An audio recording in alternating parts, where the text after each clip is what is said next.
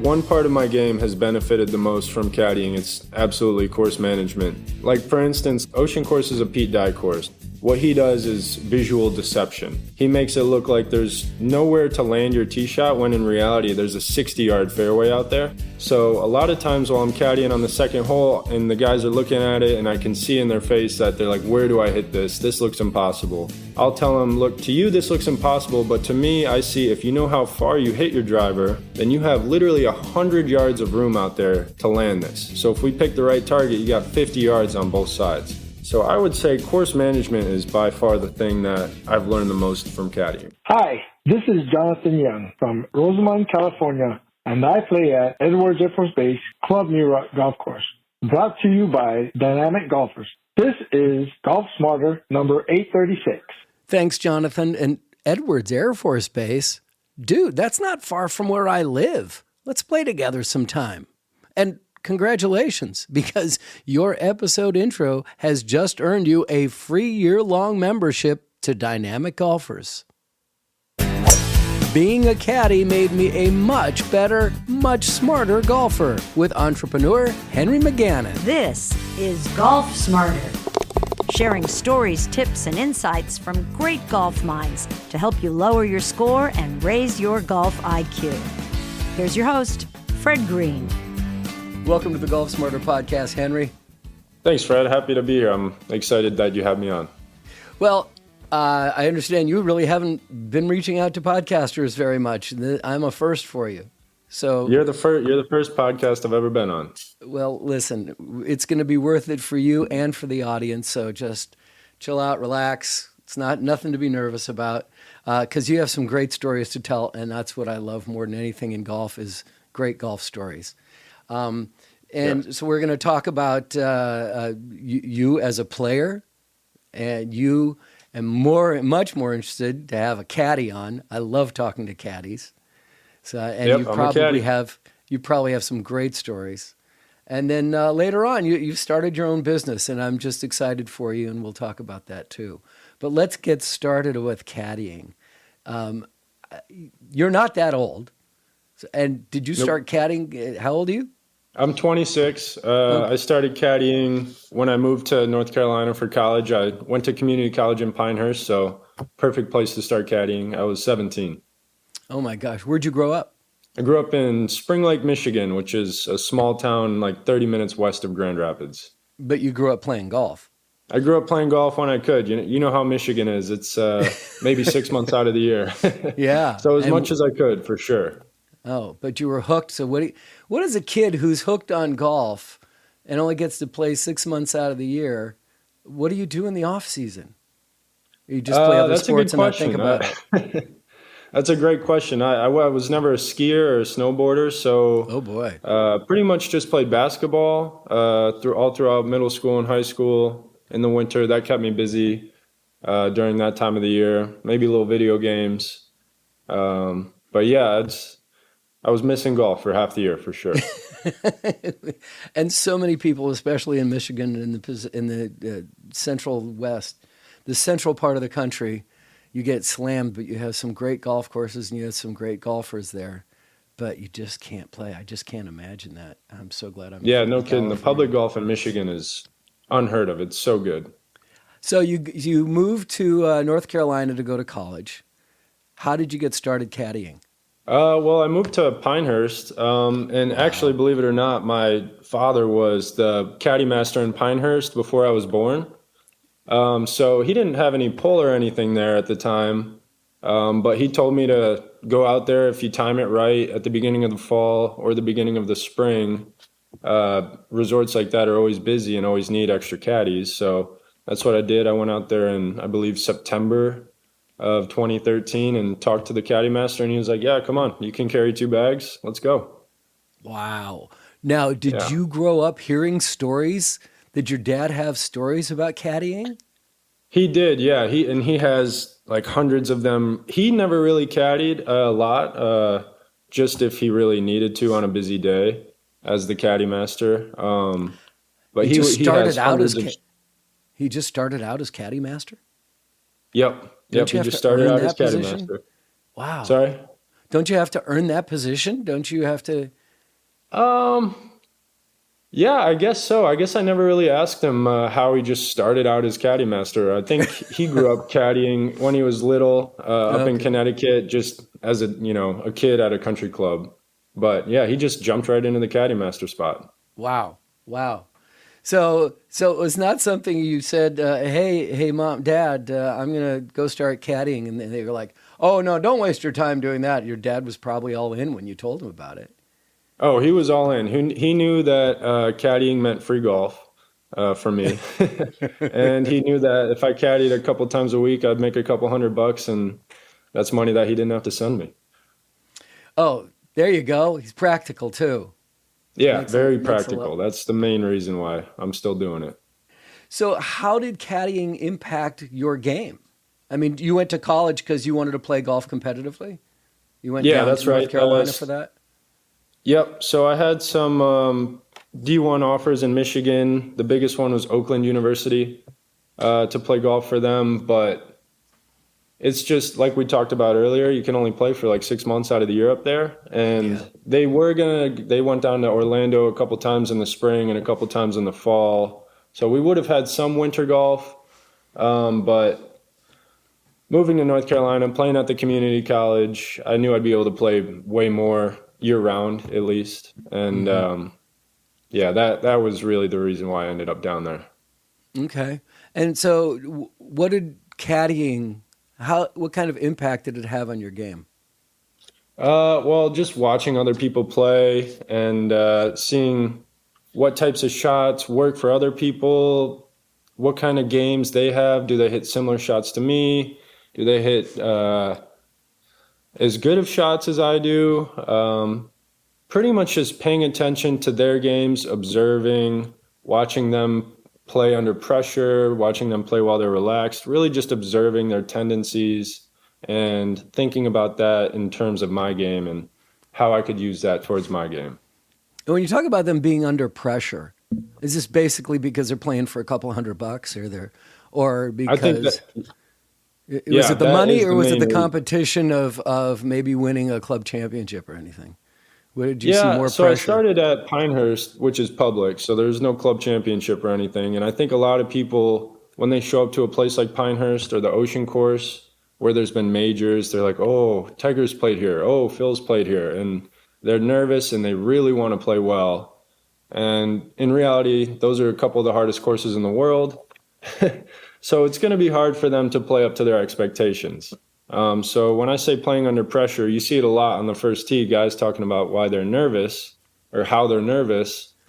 And it really doesn't make a whole lot of sense because they're not playing in a tournament, they're not playing for money. But I think the main reason why people get nervous at courses like that is just the history of it, and they want to play well when on their one chance to play that course. Sure. And is there at Pinehurst? Is there an area where there's the public sitting around at a outdoor dining or something where they can see that first tee? So there's eyeballs on them as well. There is you can't at Pinehurst so much see the first tee, but you can definitely see the last shot of the day, the 18th green. Oh And boy. one good story about that, I had a guy who probably shot 150 one day. Not a good player at all. And it was like a beautiful October afternoon, and we're walking up the 18th hole, and he managed to hit a drive in the fairway, and he holed out from like 150 yards with at least 50 people on the porch watching. Oh And my gosh. they probably all thought he shot like 68, but he in reality shot probably close to 150. But he has the shot of his life. This is like But he the hit the only shot of story his life. it's the only story he has to tell. I Yeah, mean, it's the best story he has to tell for sure. oh my gosh. It's Yeah. like, oh, it's because somebody asked me about like my favorite golf shot once. What was your favorite? It's like, huh? Yeah. I've not been, comparatively speaking, for someone my age, I've not been playing that long, but it's like, well, let's see, I've had, like an eagle on a couple par fives. I've had an eagle a couple times on par fours. I have one hole in one. And he goes, no, your favorite golf shot. I'm like, I don't know. But a Yeah. guy like this, that's the story. It's like, oh, well, let me tell you about the time I played Pinehurst. You know, Yeah, that's a no-brainer for him. right. I hold out from 150 on the 18th with a crowd of people watching. Really? What'd you shoot that day? 152. Okay, you suck. So I love stories, crazy stories about caddies and looping for people. I love the word looping for people. So I'm going to see if I can dig into this with you and see if I can find some more interesting stuff. Have you ever caddied for a famous person? Let's see. I've caddied in Phil Mickelson's group. I've caddied for. Yep, that was a good one. No, wait, don't stop. Caddied, Wait, don't go to other places. Let's stop right there. And okay. there had to be a lot of money being exchanged during this round of golf. I mean, there was $100 given to me for doing absolutely nothing by Phil at the end. Phil gave you $100 and you didn't loop. You didn't carry his bag. No, this was in a pro-am, and it was actually before he and Bones split up, thankfully. So I got to see them talk and chat. And I didn't do a damn thing for him. And at the end of the day, he came over to me and handed me $100 and said, "Thanks for playing with us." Wow. But you weren't playing. You were just caddying. Yeah, I was just caddying for a member at the club. Okay. Listen, we're going to take a timeout. When we come back, I want you to try to remember and repeat some of the conversations that you overheard between Phil and Bones. Yeah, for sure. If you can do, great. All right, we're going to take a timeout. We'll be right back.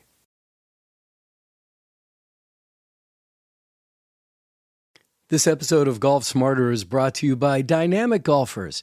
You know, you can spend thousands of dollars each year on gym memberships, golf lessons, and even new golf equipment. But do all those elements complete the package for better golf? Not necessarily. That's because each session of Dynamic Golfers' targeted mobility and stretching accelerates recovery, eliminates hip and low back pain, and restores a healthy range of motion. Beyond being simple, no matter how flexible you are to start, these effective Dynamic Golfers routines target muscle imbalance that are common to golfers, and that's the key. Unlike working out at the gym, Dynamic Golfer sessions are designed specifically for a golfer's body and golfer's issues. Now, inside each 15 to 20 minute session are 6 to 10 different, let's call them poses, that you hold for 20 to 45 seconds each. And they explain it as you go along. It's quite simple and very effective. So join the thousands of golfers around the world who make Dynamic Golfers part of their daily routine. It's only $9.99 a month. That's $9.99 a month. And other than getting a free membership to a gym, there's no better value for golfers than Dynamic Golfers. Go to dynamicgolfers.com/golfsmarter and sign up for a 7-day free trial and 15% off your membership with the coupon code GolfSmarter. That's dynamicgolfers.com/golfsmarter.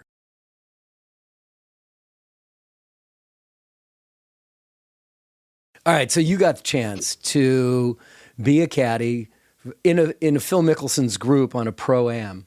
But you weren't carrying his bag, but Bones was carrying his bag. So you were there like eavesdropping on Bones and Mickelson. Basically. And we've all heard, now that Bones has been on television, we've heard how chatty he can be and how insightful he can be as well. What did you learn that day for your own game? For my own game, one of the main things I learned was trusting your caddy. So we were on like the third or fourth hole. And one of the players in the group was talking to Phil. They were asking him questions all day, understandably. And we're on the green, and this guy asked Phil, "How do you read your putts?" And Phil had a nice short answer. He's like, I hit it where Bones tells me to, and that's it. So really it is trusting your caddy. Pretty much, but Phil really trusted Bones, and I think they won 4 or 5 majors together, so understandably so. Wow. And what did you hear anything between them that caught your attention? Like, oh, that was kind of interesting, whether it was an insight or tension or anything.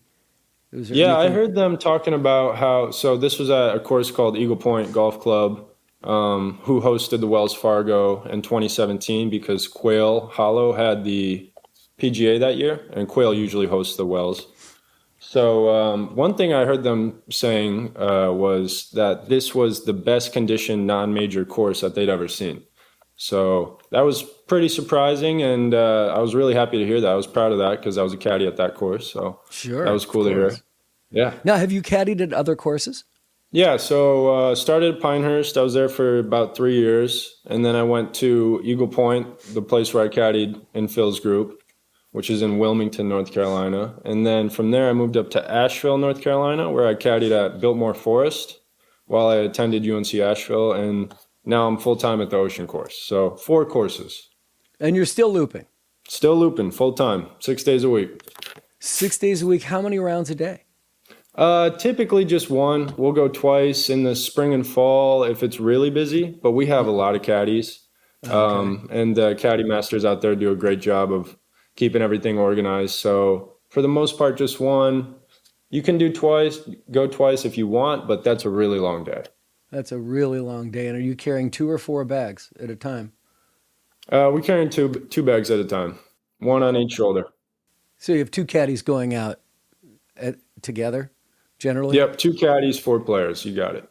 All right. And I'm sure you've seen the entire gamut of golf skills from, obviously you've watched Phil up close and personal, and you've watched a guy who shot 150 but made an amazing shot. Yeah. Are there any times that you can remember that you've been asked to do things that were like, really, that's not my job description? Yeah.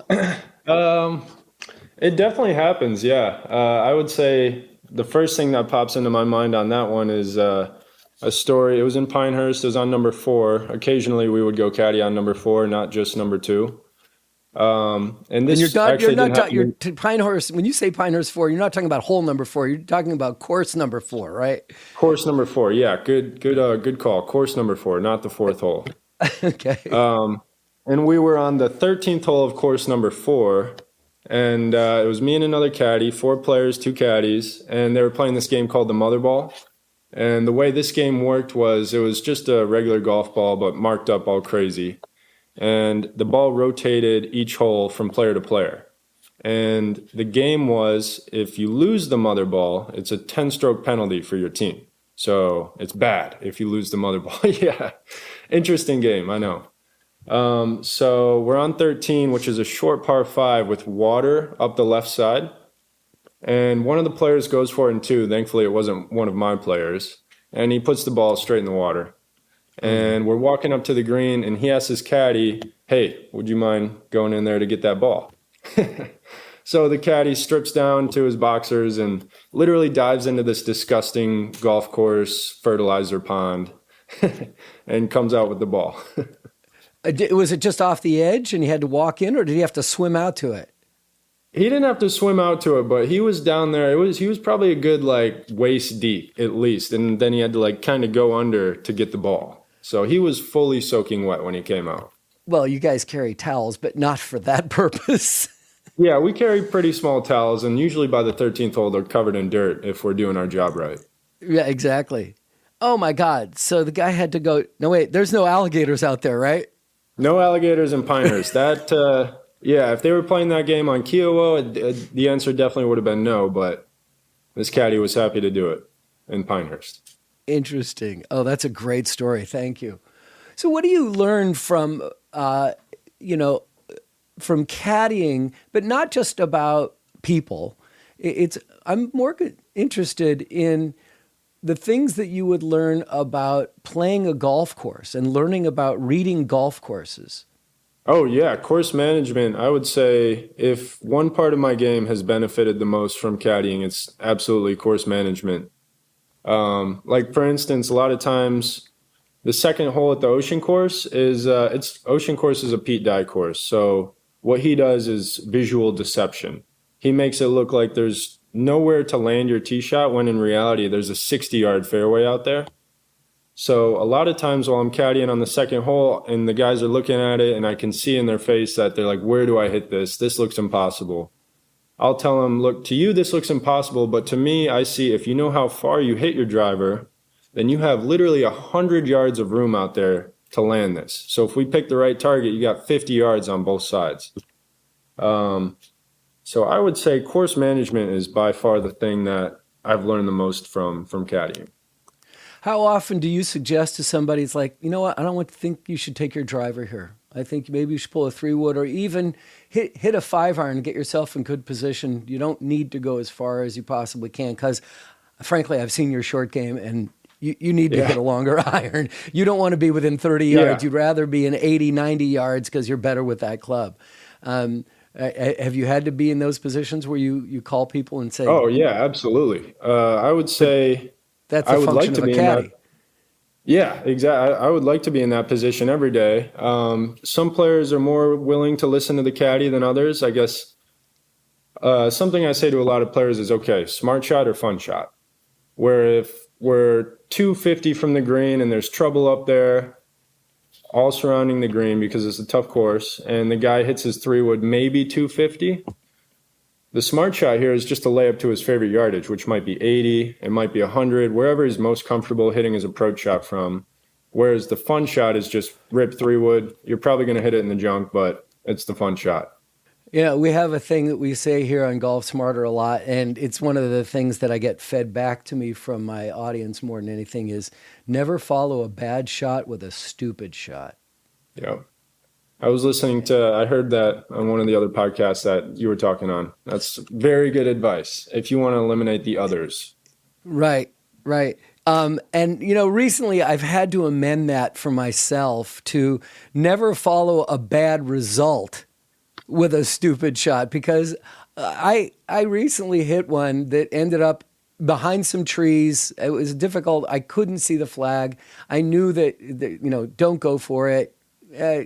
But it wasn't a bad shot that I had. It was just a bad result. And that is something I had to keep in mind. It's like, well, I hit it well. Well, this is golf. You hit it well and the wind took over. You're in a bunker or you're just behind trees. So don't worry about it. Yeah, that's something that I think about a lot when I play. And it kind of goes back to something that Bob Rotella, who's like a legendary sports psychologist, what he talks about is you can't control the result. You might make a great swing, you might hit a great putt, but it's not always going to be the result that you want. You're not going to make all of your putts.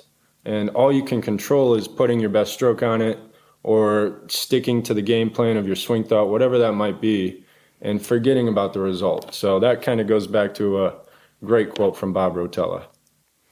Great advice. Thank you. Let's take another time out. We'll be right back and we'll talk more about your game. And we'll get in and talk about your business, too. We'll be right back.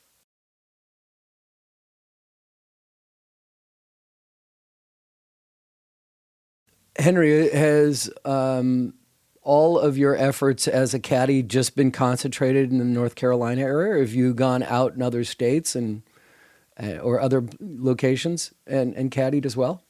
Yeah, for the most part in North Carolina. Now that I'm down at the Ocean Course, that's in South Carolina, so right up the road. But yeah, Charleston, South Carolina area on Kiowa Island. Oh, well, no, wait a minute. Pinehurst is in 2 different states? No, Pinehurst is definitely just in North Carolina, but Pinehurst is where I started. Okay. Yes, the Ocean Course is not in Pinehurst. Okay. All right. My bad. Now, have you caddied for other pros? Or is Phil like the closest you've ever come to a PGA Tour player? Phil is the biggest name pro that I've caddied for, but I've caddied for numerous, I wouldn't say touring pros, but guys who are trying to make it out there, Korn Ferry guys, guys who've played well in first, second, third stage of Q school. Phil's definitely the biggest name, but there's been a couple other pros that I've looped for. Like who? Give me a name. Derek Oland is one that comes to mind. He was at the Ocean Course a few months ago with his sponsor. Super cool guy from Arizona. He actually won second stage of Q school this year and played poorly in third stage, so he got absolutely nothing out of it. Talk about playing well at the right time. That's what they say. You got to play well at the right time, and Right. he didn't quite have it this year, but he will. He's as good as a couple other guys I've caddied for, like Zach Blair. This Derek Oland is definitely just as good as Zach Blair, who's made millions playing golf. Interesting. Boy, it's a fine line, isn't it? Between total success and struggling. Yeah, it is. It might be between the ears for a lot of the guys. Well, that's an interesting thing. We talk a lot about the mental side of golf and the between the ears, but is there a mental side to being a caddy? Because I can see where it would probably be very easy to be distracted or just not paying attention, not totally focused on that. Is there a mental side to being a caddy? Yeah, there definitely is. When you're caddying, especially at a resort, caddying for new people every day, you really got to know your audience. You got to know, okay, this guy wants all the information in the world. He wants to know how far it is to carry the bunker, how far it is to the front of the green, how far it is to the flag. And then you got guys who just want the yardage. They just want to know it's 150 to the flag. They don't care about the wind. They want to do all that on their own. So mentally, you really need to know what your player wants from you and what they need. And in addition to that, it's really easy to give too much information, which I've noticed oftentimes giving players too much information actually gets them thinking too much. They'll start thinking about what they don't want to do versus what they want to do, which is the worst thing that can happen. So I would say the mental side is really just knowing your audience, knowing when to shut up, and knowing when to give them all the information you possibly can. How many holes does that take you to figure out? That's a great question. Usually 3 or 4. So on the first couple holes, I try to pretty much just straight facts. Like, this is the yardage, this is where you want to hit it, this is what your putt is going to do. And then I kind of notice how they take and use that information and can sort of read that and go from there. Oh, that's really interesting. And how many holes does it take you to figure out their personality? What kind of golf personality they have? Usually I can figure that out before we get to the first hole. So I'll typically meet my players an hour before their tee time, and I'll hang out with them on the range. I'll make sure their clubs are spiffy and clean. And just by watching them hit balls and talking to them, I can usually get a good idea of how, what I like to say is their golf level, their golfness. How often do they play? How much they think about golf. So I can typically figure that out before we even hit our first tee shot. Is there a type of golf personality that you're attracted to that you seem to jive with much better than others? Yes, absolutely. I jive extremely well if with... I had to give examples, it's like, are you more attracted to super competitive guys, or are you more attracted to the low-key guy? I'm attracted to anybody who wants to play well and enjoys golf. It doesn't really matter if they want to win, whatever match they're playing. I'd say competitive usually helps for sure. But anybody who actually wants to play their best and is willing to be patient and is willing to listen to me and is willing to take their time and figure out what their best strategy is on each shot, I love that because that makes it easier for me to stay engaged. And I'm rooting for the guy if he wants to play well. Awesome. And what about your level of play? Has being a caddy made you a better golfer?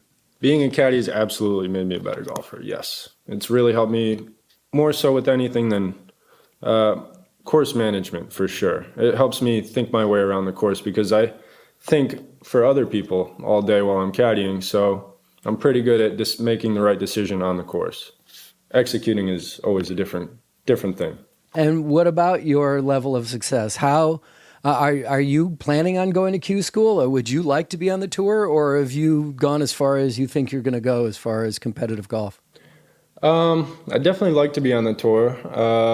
I always imagined turning pro. Growing up in Michigan, the golf isn't quite as competitive as it is down here in the South. So I always thought, I'll move to the South, I'll get a little better, and for sure I'll turn pro and give it a shot. But when I moved down here, I realized there's a lot of good golfers. And while I did continue to improve and compete with Division I golfers and beat them occasionally, I sort of realized that 70 kind of needs to be your bad day if you want to really try to make money at it. And Wow. I'd say like 75 is still my bad day. So I'm not quite there yet. So I think I may have sort of apexed in terms of turning pro, but I'll always keep working on my game. I'll always try to play in 10 to 12 qualifiers a year. I think competitive golf is really good for me mentally. But I don't know if I'll ever turn pro at this point. Interesting. And what is the level of success that you've had for yourself? Well, my community college, we won the national championship my freshman year, so that was really cool. And you were on the team playing for, because I know when you get into college, the freshmen don't necessarily get a chance to play that often because the team is so small. Right. Yeah. We only bring 5 players to matches, or Right. we only did bring 5 players to matches when I was there. But yeah, I was a starter. I played number 4 all year. 4 of the 5 guys on that team ended up playing. Championship. Yep. Really cool. Sand Hills Community College. Go Flyers. Yeah, it was up in New York, and it was a pretty fun little course, and my teammates did all the work. It was fun to be a part of. That's very cool. And when was that? That was in 2014. Okay. And since then, any more Let's see, awards on the trophy the mantle? next year we went back to nationals, and we ended up losing by 2 shots. Yeah, which is a really small margin considering, the final total of shots for each team is like in the 1100s. So we just lost that one. Wow. And individually, I've won some county championships. I won one up in Michigan, the Muskegon County. I won one in Asheville, the Asheville Amateur. Numerous like little CGA, Carolinas Golf Association, one-day events. I played in a bunch of state AMs, just little qualifiers, stuff like that. My ultimate goal at this point is to play in the USAM. Wow. Well, I wish you all the luck to be able to do that. That would be amazing. And if you do, can you please get back to us? We want to hear from absolutely. you again. Be like, I got to call Fred. I got into the USAM. Right. Exactly. It's like, hey, first podcast, got to do, not your last one, I'm sure, but first one. Listen, we're going to take another time out, and now I want to hear all about your business. All right? We'll be right back.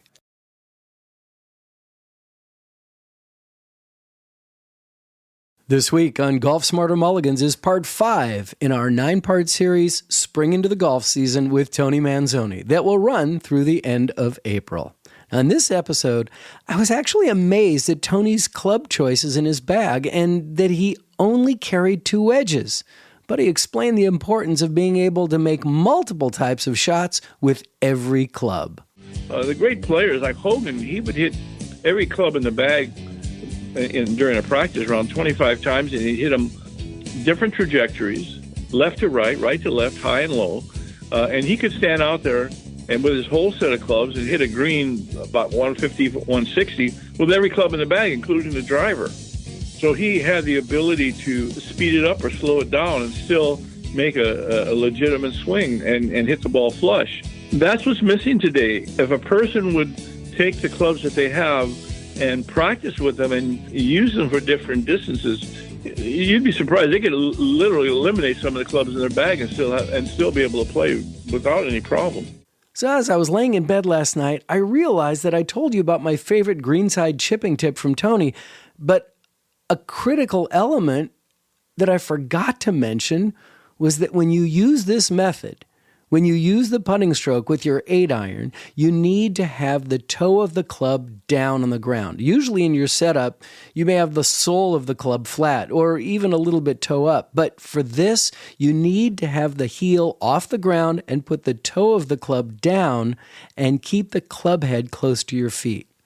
The same way you'd set up with your usual putting stroke. Now, my playing partners know that I rarely, if ever, putt from the fringe. And if I'm going with this method, I'm either going to put it in or be tapping close, chipping with this 8-iron method. Tony's book, The Lost Fundamental, One Simple Move, Better Golf Forever, is available on Amazon, and the video of the same name can only be seen online on our private channel. If you'd like to see it, send me a request at golfsmarterpodcast@gmail.com. For more on Tony, visit golfsmarter.com/Tony. That's Golf Smarter Mulligans, the best of the Golf Smarter archives, being released every Friday.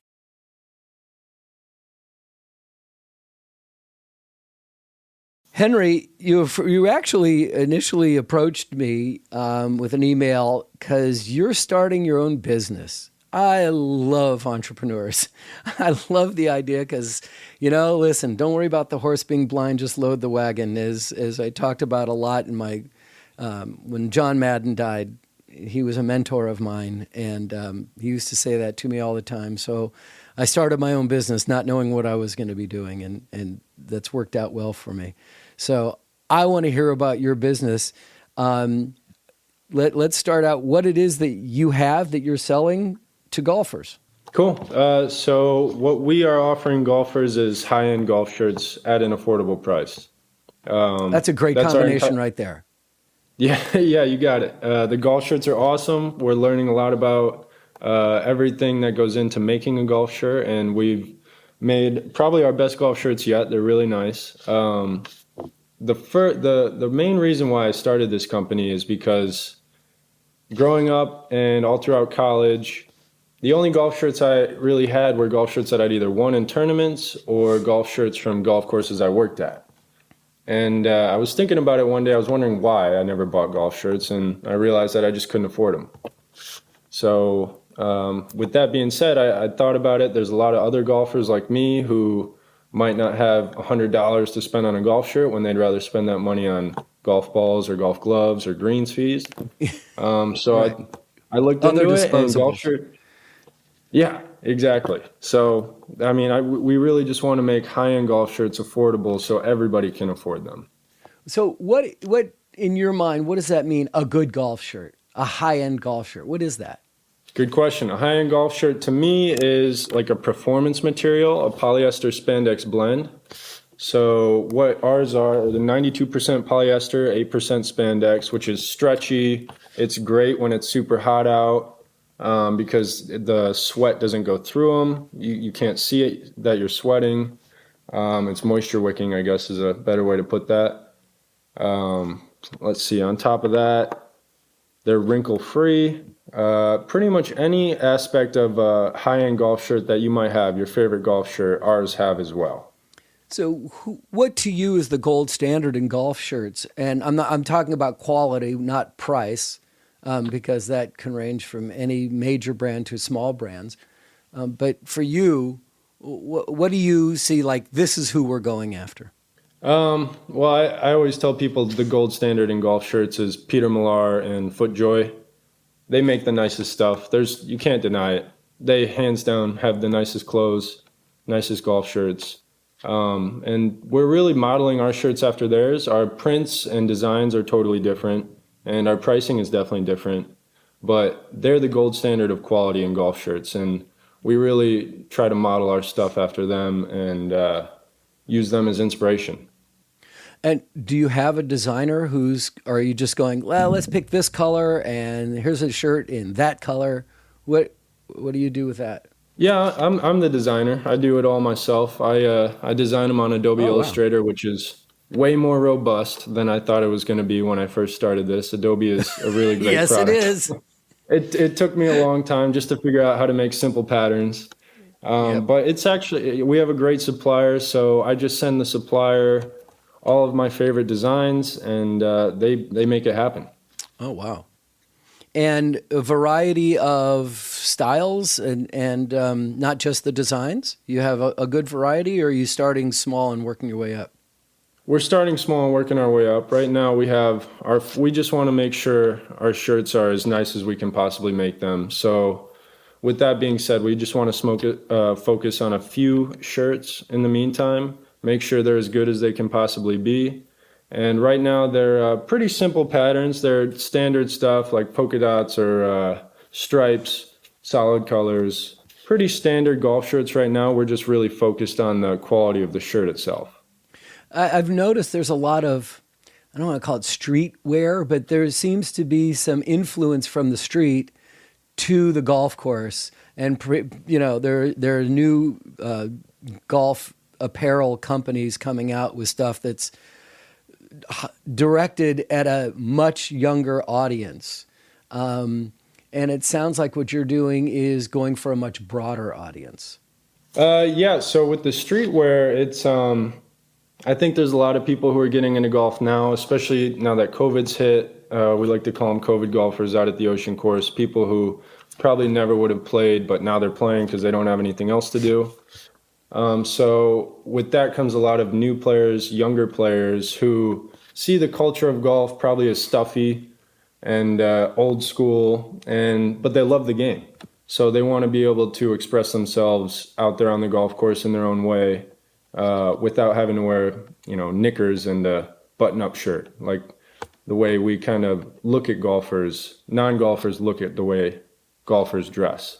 So with that being said, a lot of streetwear is coming about. People want to wear T-shirts while they play golf. They want to be comfortable out there. Absolutely. Absolutely. So tell me about now you're trying to be competitive on pricing. Tell me what you're doing there. Yeah, well, I think I've always thought golf shirts were way overpriced, and they really don't need to be. They're not that expensive to produce, even if you're making the nicest quality golf shirts possible with whatever fabric blend that you want to use. It's actually not that expensive to produce these shirts. So if we're able to sell them directly to the consumer, it's pretty easy to make them affordable. It's not impossible. It's very viable to make these golf shirts affordable, even though they're as high-end as it gets. Really? So what's the pricing? $45 is what we charge for our nicest shirts. That's a price point that we think, it's a price point that we think most golfers can afford. And that's our whole goal, is to provide high-end shirts at an price that most golfers can afford. Yeah, I'd say 45 is very affordable, especially if you're talking about high-quality shirt and not a ton of design, just some design to them. I really like your logo, though, the little gesture logo for your company. Thanks, appreciate that. Yeah. Did you design that yourself as well? Yep, I did that myself as well. I actually, the other day I was looking at, I literally drew it out by hand, and then and then my graphic designer friend made it a real thing and turned it into a file that I can send and put on shirts or whatever. Have you always had a knack for drawing things and you just like doodling like that? Nope, not at all. Not at all. I just I didn't know where to look for a logo. I didn't know where to start at all, really. So I just drew down a couple things that I thought were cool, and the Jester hat came out of that. And why a Jester? What inspired the Jester? So the Jester is inspired by being the opposite of a crown. So golf is typically thought of as an elitist sport that only very wealthy people can play. And I think having a crown as your logo kind of represents that, actually. So with that being said, I tried to think about what is the opposite of a crown and what sort of represents the majority of people. And I'm not saying the majority of people are jesters by any means, but a jester hat is the opposite of a crown. So that's where the Jester comes from. I want people to understand that we're not going for just wealthy, affluent golfers. We are targeting anyone who loves golf in general. Good call.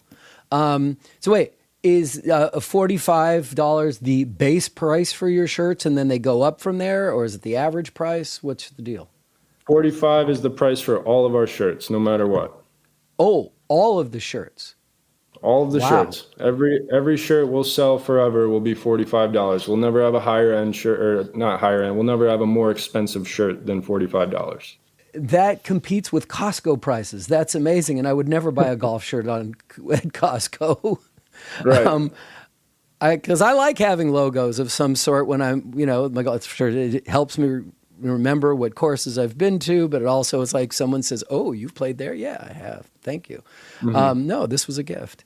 Well, I just can't, because I'm trying to think of shirts that I've purchased, and I immediately, when I walk into a pro shop, I'll go to the sale rack and go, "Oh, here's one for marked down to $65. Yeah, I can see myself doing that." But $45 is just an outrageously great price.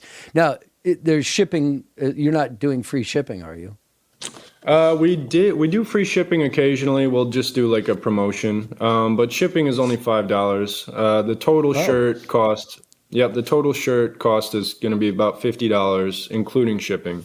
Okay, but if I buy 2 shirts, am I spending $100? Am I spending $95? And what am I worrying about the $5? If you buy 2 shirts, so we do free shipping on orders over 75. So if you were going to buy 2 shirts, it'd be $90. I'd love to have Golf Smarter shirts, but I'm not going to put that on you because that's a lot more expense to add new logos and stuff to sell to the Golf Smarter community. But I am going to ask you to see if, I mean, $45 is a great price, but I'm being being kind of aggressive here. But what's the incentive for the Golf Smarter community to come out and maybe check out realgolfers.co? .co, good call. Not .com, .co. So We'll the emphasize incentive is that. just if you love golf, we love golf too, and we'd be honored to have you wearing our shirt.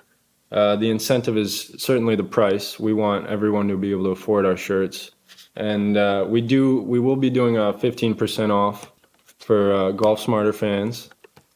Whoa. That's not a tremendous amount of money, but it's a very generous offer. And thank you very much. So 15% off of the $45 for the Golf Smarter community at realgolfers.co. Thank you. That's very kind. I appreciate that. And what do they do to receive the discount? Is there a coupon code if you're ordering online, or just put in Golf Smarter? Yep, we'll do a coupon code, just Golf Smarter, all one word, no caps, just Golf Smarter. Perfect. 15% off of all orders on realgolfers.co. Well, I can't wait to make my order so I can get one and wear it proudly. Absolutely, we would love your support. Again, Henry has just recently launched this business and has chosen the Golf Smarter community to check out his shirts. Really, at $45 with an additional 15% off with a checkout code Golf Smarter, there's not much downside. And golf shirts, like balls and gloves, are dispensables, right?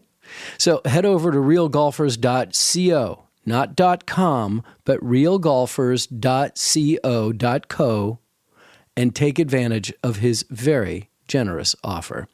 Now, speaking of generous, how'd you like to receive a full-year membership to Dynamic Golfers valued at $90?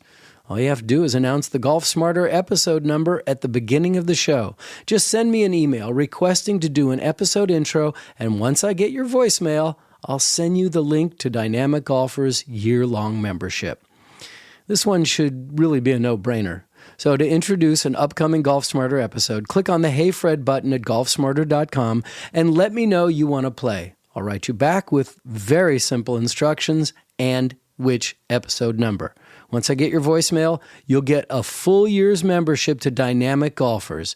But do it now because this offer is going to expire pretty soon. And this is the time of year that I remind you to please post an honest review of Golf Smarter from wherever you listen to the show so that other golfers can also find us. And if you have any questions, comments, or suggestions for upcoming topics, or maybe you'd like to introduce the next episode, please click on the Hey Fred button at golfsmarter.com.